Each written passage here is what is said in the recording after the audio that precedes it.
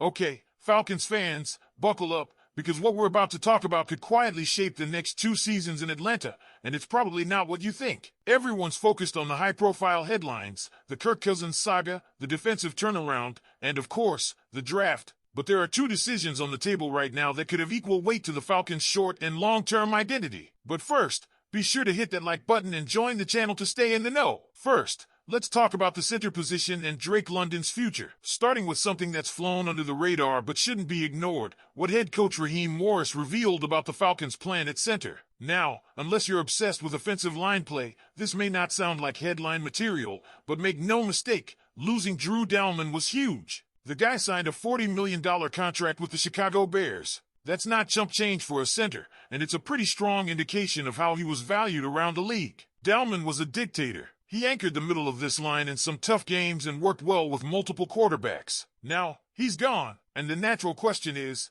who steps in? Enter Ryan Neuzil. You might remember him stepping in for Dalman last season when he went down with that ankle injury. Neuzil started 8 games, and while he wasn't perfect, he held his own. According to head coach Raheem Morris, the team is comfortable rolling with Neuzil if that's how the chips fall. And let's be real here, unless Atlanta invests a high pick in the draft on a new center, the job is Neuzil's to lose.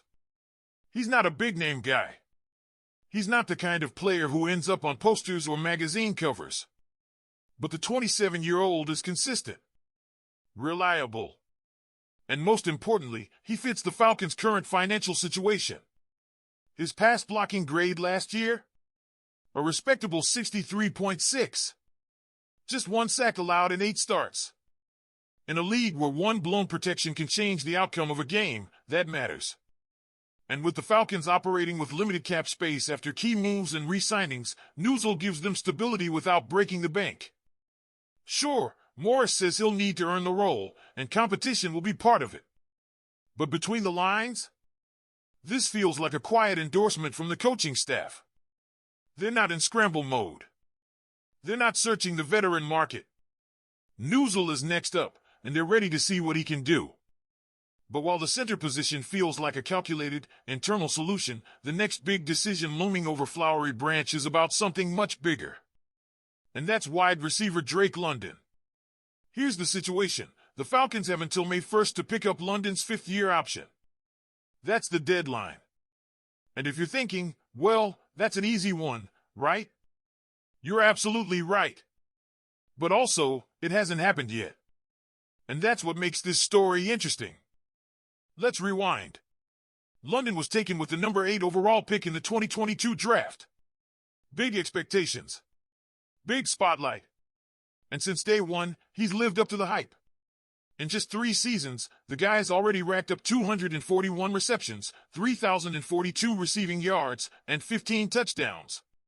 Last year, his first 1,000-yard season. He's been targeted over 100 times in each of his 3 seasons, proof that he's not just in the game plan, he is the game plan in the passing attack. Now let's talk fit. This offense has transitioned to Michael Penix Jr., a quarterback who's going to need a reliable target as he finds his rhythm. Yes, Bijan Robinson is a monster out of the backfield. Yes, Kyle Pitts has star potential, though his role still feels undefined. But Drake London? He's the constant. He's the X-receiver that every young quarterback dreams of having. Big catch radius, reliable hands, and a physical presence on the boundary. He's the guy. So why the delay in picking up the option? It could be just procedural. Or maybe the Falcons are also thinking long-term, exploring the framework of an extension. But let's be clear, the clock is ticking. Because if they don't pick up the option, they're opening the door to possibly losing him to free agency after the 2025 season. And with the wide receiver market exploding, 8 receivers now making $30 million plus per year, the price tag is only going to go up from here. You don't gamble on players like London. You build around them. You give them security, and in return, you get consistency. Especially now, with the quarterback transition underway, the offense needs familiar weapons who know the system, who can produce under pressure, and who have already earned the trust of teammates and coaches alike. And let's not forget what this says about how Atlanta values its draft picks. London was a top 10 selection who delivered. If they want to reinforce that draft hits are rewarded, this is the moment to prove it.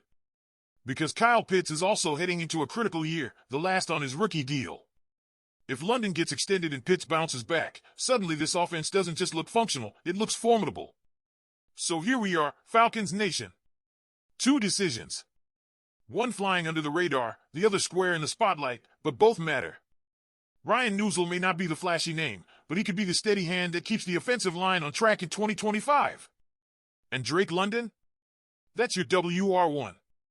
That's your future. And it's time to make sure he stays in Atlanta for the long haul. What do you think about these 2 situations? Should the Falcons lock in Neuzil now and focus their draft picks elsewhere? And do you believe picking up Drake London's 5th-year option should be followed by an immediate extension? Drop your thoughts in the comments. Now, Falcons fans, this is the kind of story that deserves your full attention, not just because it involves one of last season's starting defensive backs, but because it could hint at a reunion that could still happen, even if everything right now seems like the team is moving in a different direction. This isn't just off-season smoke, this is coming straight from the source. Veteran safety Justin Simmons is officially leaving the door open for a return to Atlanta, and depending on how things play out in the coming weeks, the Falcons might want to pick up the phone. Now, let's set the scene real quick. The Falcons have gone through some serious turnover this offseason. Grady Jarrett? Gone to the Bears. Drew Dalman? Joined him in Chicago with a hefty new deal. Lorenzo Carter, Eddie Goldman, they've moved on too. And everyone knows the Kirk Cousins trade rumors have been swirling nonstop. It's been goodbye after goodbye across the roster. But in the middle of all that, we get this interesting twist. Not everyone's out the door for good. Justin Simmons, who started at safety in Atlanta last season after signing a 1-year, $8 million deal, went on FanDuel's Up and Adams this week and made it clear, if the Falcons want to talk, he's listening. When asked about his future, Simmons didn't sound like someone who's closed the book on his time in Atlanta. In fact, he sounded like a guy who still has unfinished business here. I just think it was a 1-year thing, Simmons told K. Adams. They kind of like the younger guys, too. And then sometimes things don't work out and you go in different directions. But I don't know if the door is necessarily closed, but we'll see. Let's break it down. Simmons clearly understands what's going on with this team. The Falcons are leaning into youth on defense. The fact that Simmons hasn't closed the door?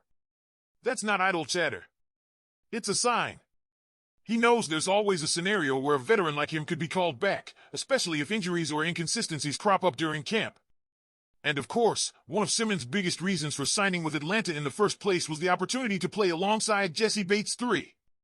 That duo brings a level of knowledge and range that you simply don't find everywhere. The Falcons are focusing on internal development this year, but they're also trying to find the right mix of veteran leadership and emerging talent. Simmons represents the perfect bridge between those 2 worlds. And while a deal isn't likely to happen tomorrow, it's clear that if the Falcons need a plug-and-play veteran safety with leadership qualities, locker room presence, and chemistry with the coaching staff, they already have someone ready to step in. Should the Falcons consider bringing back Justin Simmons if the price and timing are right? Or do you think it's time to fully commit to the younger DBs and let them grow without looking back? Leave your thoughts in the comments below. Don't forget to hit the like button and subscribe to the channel so you never miss anything. Go Falcons!